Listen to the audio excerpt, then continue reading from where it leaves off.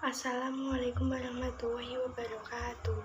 Perkenalkan, saya Intan Afriani, NPM 2354038, Program Studi Pendidikan Guru Sekolah Dasar. Nah, dalam video ini saya akan membahas tentang perkembangan sosial dan emosional anak. Simak terus video ini ya. Pertama, jika seorang anak kesulitan untuk berinteraksi dengan orang lain atau mengatasi emosi pada dirinya sendiri, itu merupakan gangguan perkembangan anak.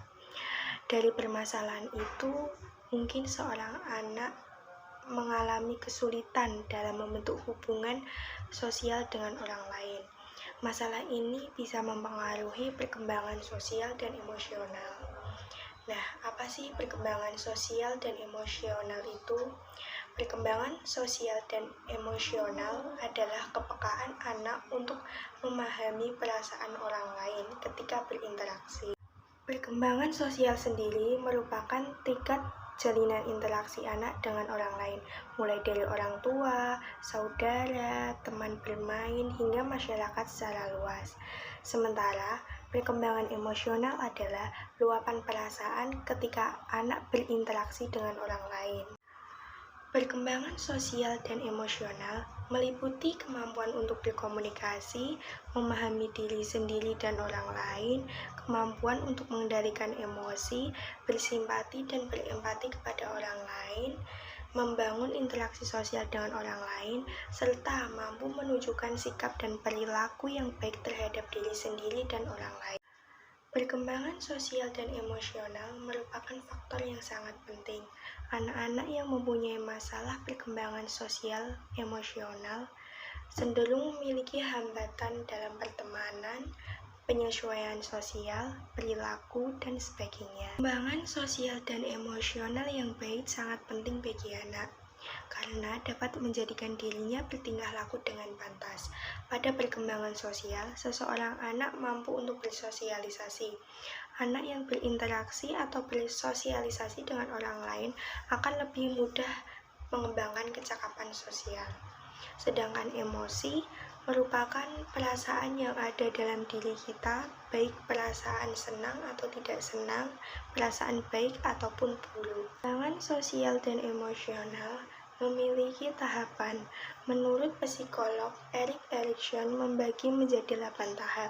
Dalam video ini saya akan membahas tahap yang pertama, yaitu 4 tahun pertama pada usia bayi hingga 12 tahun. Tahap perkembangan yang pertama yaitu trust versus mistrust, usia 0-18 bulan. Tahap ini merupakan permulaan terbentuknya kepribadian setiap individual. Rasa percaya akan tumbuh seiring dengan lingkungan sekitar. Mental dan fisik anak akan berkembang dengan baik apabila lingkungannya juga baik dan sesuai. Jika anak berada di tempat yang positif, akan membuat anak merasa berani melakukan eksplorasi di dalam lingkungan sekitarnya. Jika tumbuh di lingkungan yang kasar, anak akan menjadi takut dan kurang percaya diri untuk melakukan apa yang dia mau dan enggan untuk melakukan berbagai eksplorasi.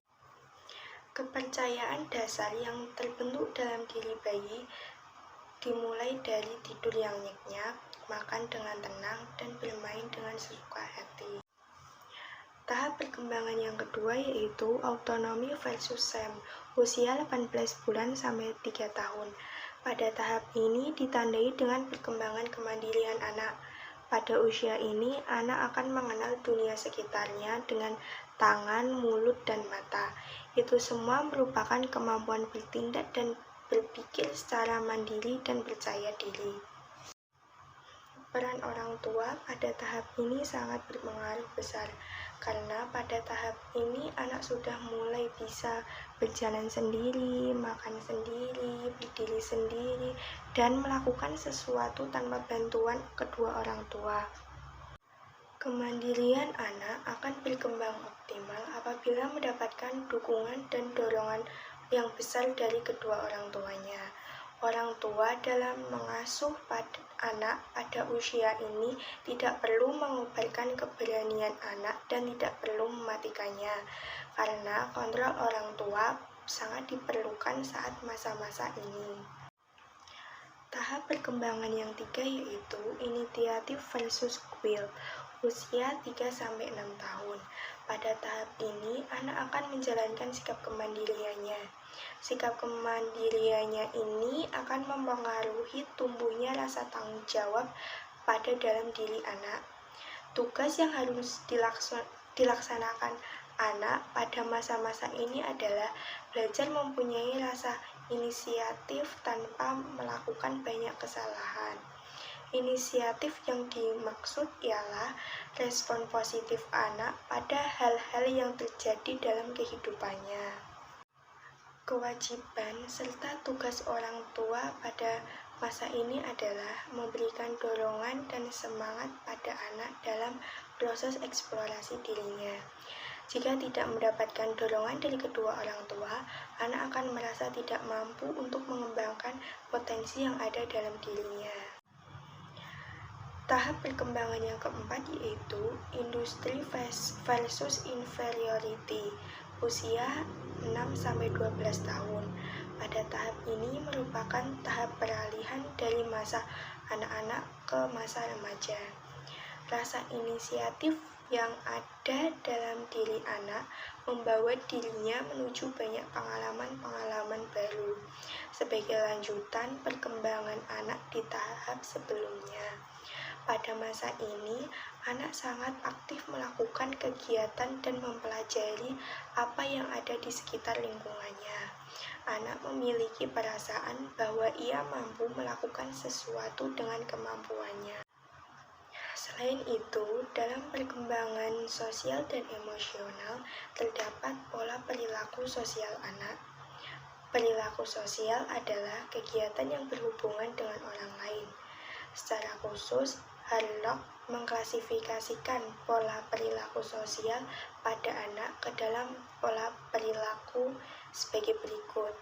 Yang pertama, anak suka meniru. Anak suka meniru dari apa yang mereka lihat dan ketahui dari orang lain. Yang kedua, persaingan. Anak suka bersaing.